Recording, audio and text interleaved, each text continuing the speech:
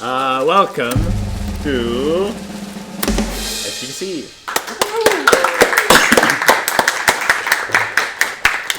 I am your step dancing host, Matteo.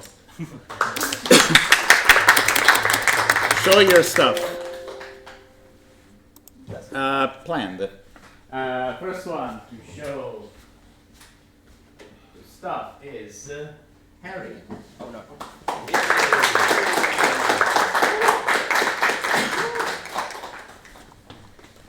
Dramatic getting up my thing. Do I click on the Discord?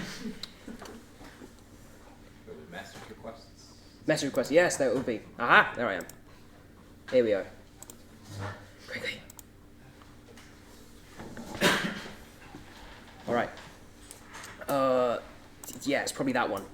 Hello everybody. I'm Harry. I came here an hour ago. Wow. Here's a presentation about me. So, I want to also just preface this of, at this point, I'm so tired that I don't actually remember what I've put in this presentation. So we're going to wing it, everybody. So I'm Harry. I'm from I'm a graduate from Abertay University, which is up in Dundee in Scotland. Even though I'm probably the most English-sounding person ever. I'm from the southeast of England, moved up to Scotland, and I've come here for a month, pretty much. I am a I like gameplay systems and mechanics design, that kind of thing, which means I like a lot of prototyping, but I'm absolutely useless at art.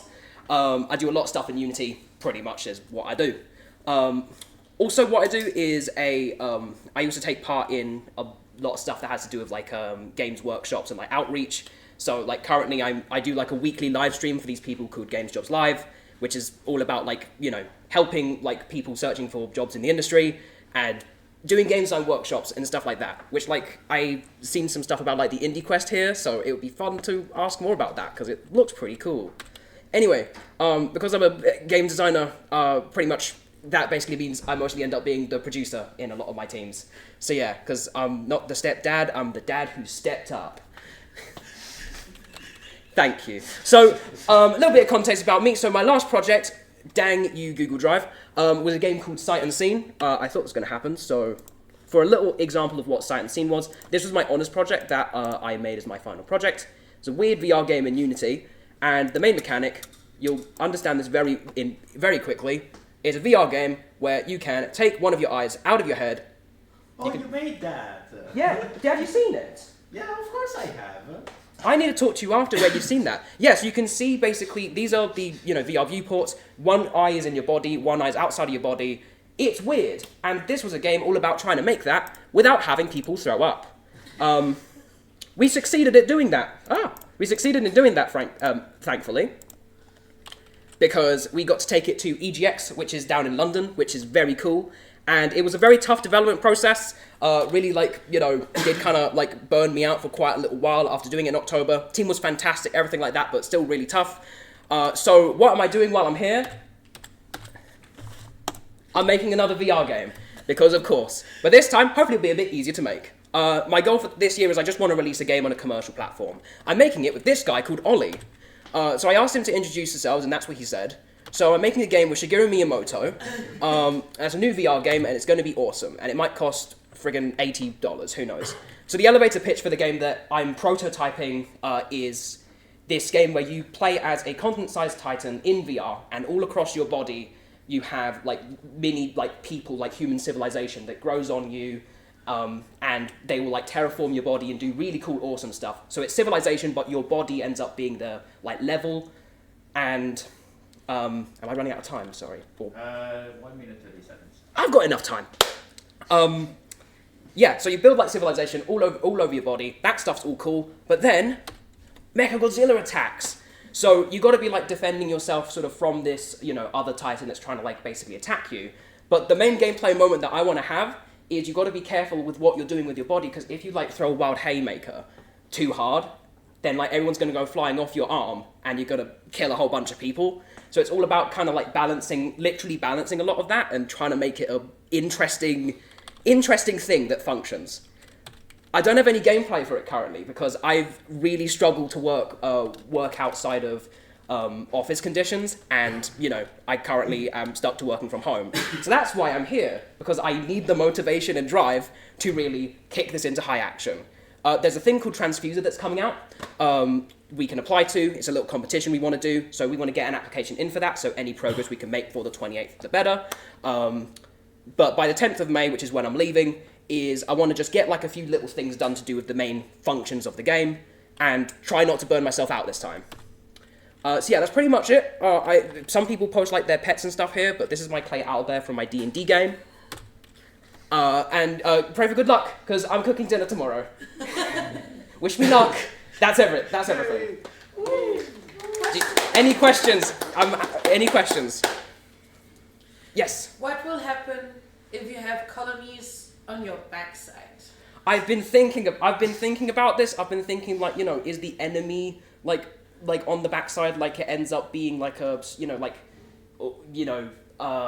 what do you call it, like in, when you have like the gunslinger duels where you like take multiple steps and like shoot and do that. I don't know, but I want to do something with it. I want to have a mode where you can one of the issues with this game is it's going to be, people are going to get like tired, like holding their arms like this the whole time. So I want to have like buttons you can basically press to like detach yourself essentially from the body and like step maybe outside and like basically focus in and have spectral hands where you can focus stuff a bit more. That'll be a bit more accessible, and that might allow you to actually do stuff with the backside of the body and also actually appreciate the character model when we have one. Yeah. Do you imagine the other Titan to similarly have humans or what creatures on it as well, or is it just you, do you think? Currently just me, because like basically this is a this is pretty much just one giant Xenoblade 1 reference, basically. But the ultimate idea for the game, which I see, is like it would be nice to have like a multiplayer mode for this, which essentially be like, two Titans growing the civilizations on each other and like competing 1v1 in that way. But I don't know how to do networking. So yeah. Any other questions? Oh, I'll go in the back. Can I just ask Mechagodzilla to not attack me? Can I just ask Mechagodzilla not to attack me? Yeah. I mean, like having a game mode without the, the enemy in it just seems like a natural fit. Most important question. Yes. What's your favorite game? I'm so glad you asked. I've got slides on this. Yes! So I don't know if this technically counts. I might be breaking the rules, but it's complicated. In terms of favorite VR games, Stride is my favorite VR game because it solves for me a lot of the issues with motion sickness. Because you basically have to move like this in order to run in the game, which really helps a lot with motion sickness because you're actually doing a lot of the actions. Really interesting game. You should genuinely check this out. It's so fudging cool. My favorite game as a designer has to be Nier Automata because the first 5 minutes changed my brain. And honorary mention, I'm a big Xenoblade head. Xenoblade Chronicles 3 is peak, like, oh my god, there's so much stuff on the screen and it's so beautiful mess, I love it. And I have too many hours in Hitman. Yeah. Do we have time for another question? I hope so. Hello. Will the people living on your body form complicated religions? I want that. At the same time, like, I'm not an AI like designer, and going into a lot of that will massively end up hurting my brain. So the way that I want the main like interaction is that I think what's going to happen is these mini people, they're going to build stuff on your body. You've got ways of influencing that by like painting biomes almost like onto yourself. So it's like a bit arty in that way. That influences what kind of stuff they can randomly build in that area. And if you don't like what they're building, you can't choose what they build. They build something, and if you don't like what they're building, you can literally squash it, and they'll build one of the other things that they can do. So like trying to create that complex relationship between like two kind of entities that can't really directly talk to each other is like an interesting design thing to think about without making it frustrating. But I don't know that yet. Maybe giant monuments to you. Oh, I'm gonna write that one down. Ollie, if you're watching this, take notes. What if you die? What if I die? I don't know. I don't know what happens when you die yet. I haven't programmed death yet. I think, but ultimately, like, I see this going a bit kind of like, roguelike-y in terms of, you can build up these maps kind of like Dorfromantic, really, and then, like, at the end, once you've finished your game or whatever, maybe I imagine you'd, like, appear basically on, like, the title screen of the game or in, like, a Hall of Fame where, like, your Titans or, like, the mess of Titans, if it all gets destroyed, is, like, immortalized in some way, because that was the fun. question is also, how does the Titan stay alive? You know, it needs to eat. Is it like not an Mm. actual human or? Sorry, I don't yeah. know. Here's the thing, So like, many questions. no, that's good. I don't know. I'm trying to work that one out. I think after I get the basic systems, it just gives us the basic systems will give us the leeway to go to the rest of those things, because otherwise I don't know what I'm going to do. Yeah. Awesome. Will there be a mode in which you become a small person and walk around yourself? Ollie's going to be so happy to hear that suggestion, because that's something that he's been like pushing for as well. I want to figure out a way to do that. That's like somewhere super far in the future, but like even within that, we were for the last month we were kind of screwing around with the idea of basically making Shadow of the Colossus PvP, but it's in VR. So one person is a Titan, one person's like the climber of Shadow of the Colossus, and they had to like climb the actual skinned mesh, and the guy had to like fling it off. That didn't get past a lot of the stages, but it got there. Yeah. Do we have time for one more question, or am I? Okay, cool. Questions is sort of free time. Okay, cool. I didn't know. Sorry. Thank you. How would you feel if the Titans curl up into balls-shaped planets when they died, and then they orbit the tiny sun? Can I steal that? Yes. Thank you. Awesome. Brilliant. I think that's everything. I have one question. I'll leave this off with one question for everyone here, which someone can answer privately. What's the Wi-Fi passcode? I'm all done. Thank you very much. Lower. Thank you so much. Cool. Do I just sit down now? Thank you.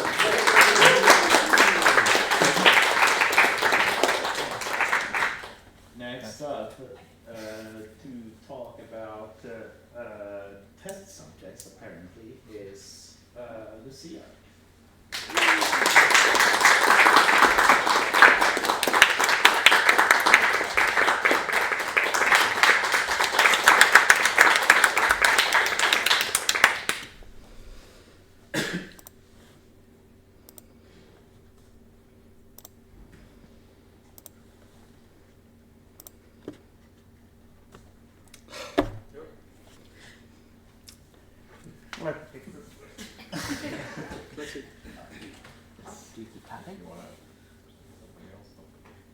I'm gonna call the next person.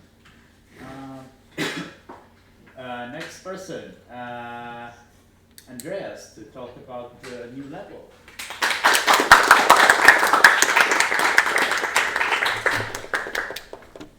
I made it.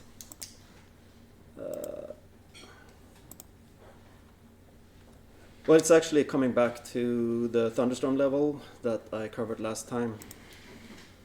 But first, as usual, because we keep getting new people, I'm part of the team that makes Not Us. Looks sort of like this, but it's actually being changed by Duriel into something similar, but else. Duriel and E2D2 and Brian are the people you will meet around here. The rest are somewhere else. And me, of course. So, today, we're going to look at Thunderstorm, spoiler, and this time it's movement cards, obstacle cards, and the local quest. Because last time we looked at these things. But first, a rehash of the mutation of the Thunderstorm level to set the tone. These things can happen in the card game. Yeah, you don't care. So, here are the movement cards. Oh, sorry, I should have clarified this. We're just looking at art, as usual, but that's been like the last 8 months. Art. Well, sorry, plus the demo. I like this. Laura is, as usual, a genius. I don't know what to say. She knocked it out of the park again. And the obstacle cards, the sort of enemy-like things, the blue element. I'm so sorry for new people. You probably are like, yeah, so. But this means something for people who play the game. And that's a bunch of art, and now we get to the quest that you have for this level. It's called Oh No Bridge Collapse. Here they come, they're traveling. This is a sketch, of course. And oh no, how are we gonna cross? Because the bridge is destroyed. And yep, you guessed it, we're gonna go out foraging, as we do on every level. We're looking for a thing. That's the sketch of the thing, the MacGuffin seed. That's a work name. And with the help of that, once you're done, you grow a magic tree in your little lab on wheels you have, and it does cool things. And this also means for the overall story arc for Twig is that, yeah, she has actually started using magic now, which is a big no-no according to the lore, so the next time she comes too close to a human settlement, there might be trouble. So, they just go on, and there will be a new level, and I can reveal the work name for that one. It's called Sunlens. Ooh. Yes, exactly. Anyway, that was it. Any questions? Good? Yes. Is there a way to look at the art in a short, like longer, so I can look at and appreciate it more? Yes, I should make a devlog for the Thunderstorm level and post it in the shop, showcase. in the devlog channel. But yeah, Joanna. Because I have missed a lot of presentations in between, but does every area has new unique pets as well? Yes, we're a little bit behind on the pets. Miriam is the one developing those, and she's been busy. The Thunderstorm level is gonna have a snail that's gonna sort of work as a battery for your staff. And what was the other one? Oh yeah, and actually we're gonna move the frog to here possibly. I'm gonna have to get back to you on that. Okay. Yeah, but yeah, that's gonna probably be a whole presentation because they are my favorite cards. Mine too. Yes. All right. You know what? That's enough.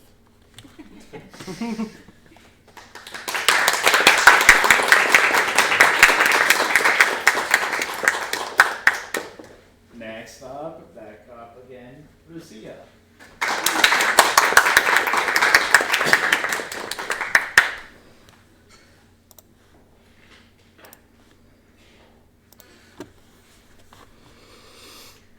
Well, let me to be your test survey to help to improve readability for the dyslexic people. I had some games I have been really struggling with text, and mainly in like heavily stylized or pixelated. And I have more example of it in the next slide. How some stuff I have problem with. This is, but I recommend to have different fonts. Open Dyslexic is a really good one. So something I would recommend to focus on is having an option to a system so you can swap out your fonts in your games. This is examples that have worked really well for me. Froglike, I was helping the feedback and helped, and I really like that because it actually has multiple fonts. And a game I really wanted to get into, I could only get into it when they actually added dyslexia font, and that was Disco Elysium. The Room 2, and a game I absolutely love. This puzzle, I had to go with a guide to solve it because I could not read text like that, which was really important for the puzzle.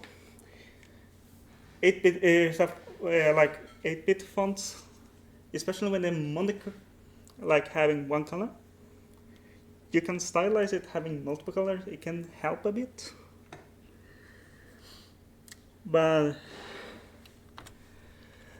so on the start on the not this week Friday, but the next Friday, I will be sitting at the playtesting. And if you want to test readability, I'm up for it. And one last thing. For other people with some problems they have seen in games because of some disability, if they have problems seeing, hand movements, stuff like that, let's see if you can help with other, and we can have a bit of like an accessibility corner. That would be really cool because then we can make games more accessible for everyone. Any questions? Yeah, when designing an options menu, is there a optimal way to organize it for accessibility, just to make it easy to do right from the beginning of the game? A lot of games actually has it when the first time put up. So this is like common options for accessibilities, and you can do it like that as the first time you start up the game, and or some way to tell they exist in the game for the players when they start up. Like these options is here. Excuse me. Any other questions?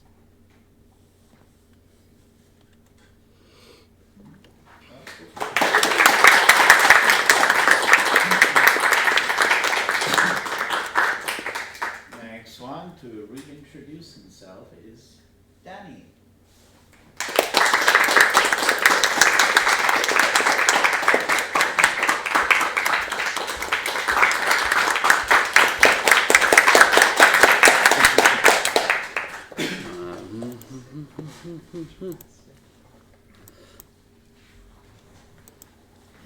All right.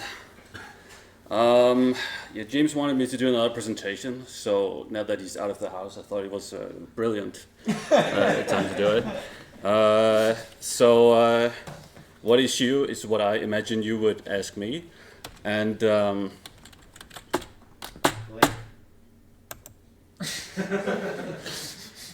I'm Danny. I'm Danish, and I work in the Danish office on a game called Core, which is being published by the house as well. I am kind of the house Nosferatu. I am primarily awake around dinner, and will go to bed around before lunch probably. So if you want to talk with me, it's going to be around that time. That is not an actual picture of me, but yes. Anyways, hello, Denny. What is your favorite physical activity? It's no activity. It's no physical activity. So no, I will not go to floorball. But I will cheer for you in my heart. Danny, what is your favorite games? I like hard games. So if you see me playing around with a naked man swinging his club, don't read too much into it. I just like it hard. Lately I've been working on a grant application for Core, so that's been taking up some time, but that's over now. Hopefully we'll get the money, and if we do, Cake Day will be back every week, so that's root for me and Miguel. I could talk about Core, but I've been working on some icons for Outlaw Kingdom as well, so I thought I'd show that, some of that. As you can see, there's like an icon missing, but that's because I've been lazy.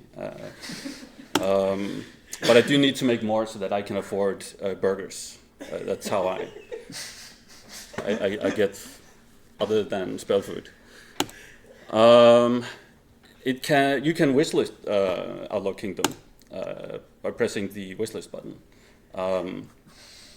Other than, I mean, I unwishlisted it to make that screenshot, but other than that, yeah, wishlist it.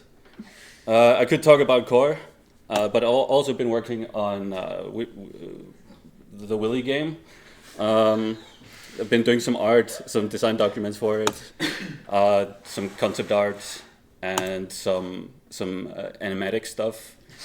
So if you were in doubt about whether or not I was a programmer, hopefully this art should prove that I am. I could talk about Core, but I would rather have you tell me how to say I want cake in your language. Chcę ciasteczko. Yes. Ciasteczko.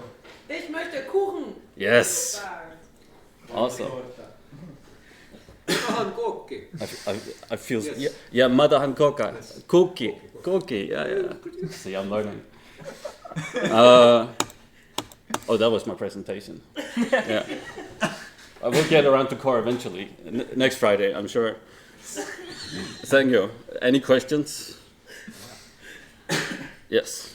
How often do you work on each of these projects? Because if you've got like all of those, like say 3 projects you've got going at the same time, like what's your spread of how often you work on each of them roughly? I'll pick one and then I'll work on it until we hit the milestone that we need, and then I'll switch to the next one. And then I'll work on that until we hit a milestone for that, and then I will continue with that because I'm really bad at like. At not working on core. Yes. Yeah, I'm not good at whiplash stuff. Like. Good at working. What is your favorite cake? What my favorite cake is? The biggest cake is my favorite cake. The more cake there is in the cake, the happier I am. Okay. Yes. If you get the grant, I make you a biggest cake. Yes, like a wedding cake size. That would be great. Yeah. Yes. I mean, I haven't made a human cake yet, so I could make a human-sized. I could make a cake version of you. I mean, that would be pretty tiny, but yes. James has a question. Fuck. What is core about? What? What is core about? Core is a boss rush hack and slash shoot 'em up game where you fight bosses. Yes. It's hard. It's hardcore. It's hardcore, yeah. Yes. Victor. How do you say I want cake in your land? Jag vill ha kage. Yeah. Yes. Yes. When you are in Denmark, that does mean that you're just sorta Danny? Yeah, I will be Dan-ish. Thank you. We'll be here all night. Yes. Thank you.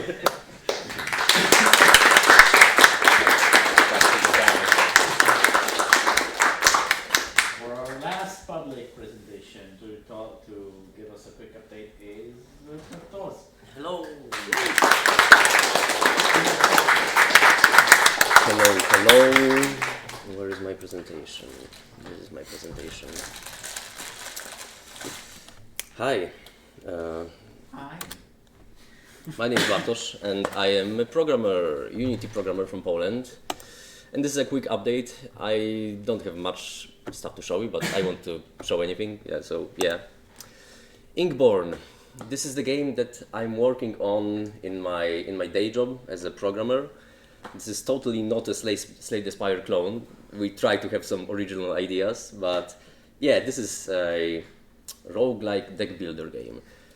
I'm working on this game for over a year. We have released a demo version on Steam in February, and we'll release the game in early access somewhere in second quarter of this year. I guess it will be June.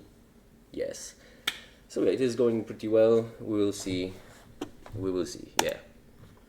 Game Jam, global game jam, which was happening in January, I think. Me and my team, we created a game called Vampire Bubble Tea, which is just like Overcooked, but for vampires. You kill some innocent humans and blend them into a bubble tea made with blood and ice. So yeah. And I was a 3D artist because yeah, in my day job I program, and on game jams I want to try something new, so I create 3D art. So yeah, I created some simple models, and I created this guy, which is our vampire. He's killing a human right now. This is a killing animation. But I really struggled with creating this model. Like at the beginning I didn't even know where to start, those are very simple shapes, but yet it was very difficult for me to start. But I had a more experienced 3D artist near me in my team, so she drew a concept art for me, and now everything was much simpler. Like I could see what should I create, so yeah, it was much simpler. So note to self, draw a concept art if you struggle to create a 3D model. even if you suck at drawing. Nordic Game Jam. It happened 1 week ago. And on this Game Jam, we created a game called Dreamwalker. And Lucas, who is here, was in my team also as a sound guy. And yeah, this is a stealth game. You just walk around some levels and try to avoid those guardians. And yeah, I created this guy. This is my concept art for this guy. And Nice. yeah, it was much easier thanks to this beautiful concept art. Also created another concept art for this ghost. And yeah, this ghost was very time consuming. Like I spent way too much time creating this guy. I was struggling with shaders. I wanted, maybe you can see that his eyes are kind of wobbly. I spent way too much time on this guy. And also texturing it was very difficult because I made some mistakes. So yeah, I think I was not careful with solidify modifier, which fucked something up. Yeah, I was experimenting with shaders, and actually I should use Blender more often than once in 2 months, because this was, yeah, I used Blender 1 week ago on this game jam, Nordic Game Jam, and before that I used Blender during Global Game Jam, which was like 2 months ago. So yeah, that was not a good move. Try to use it more often if you want to learn actually something. Oh, that's it from my for my stuff. But I played some cool games I can recommend to you. So if you like Darkest Dungeon but you want something better, play Tiny Folks. Oh yeah, I played Loop Hero, which is very addictive. Be careful. And I played Doom too, but you know, the old Doom game from the 90s. So I guess I'm a boomer now. Thank you. Questions? Thanks. Yeah. That was the last one for our online presentations. If you want to see what's coming up here, come here, give us money. Thank you. So yeah, bye.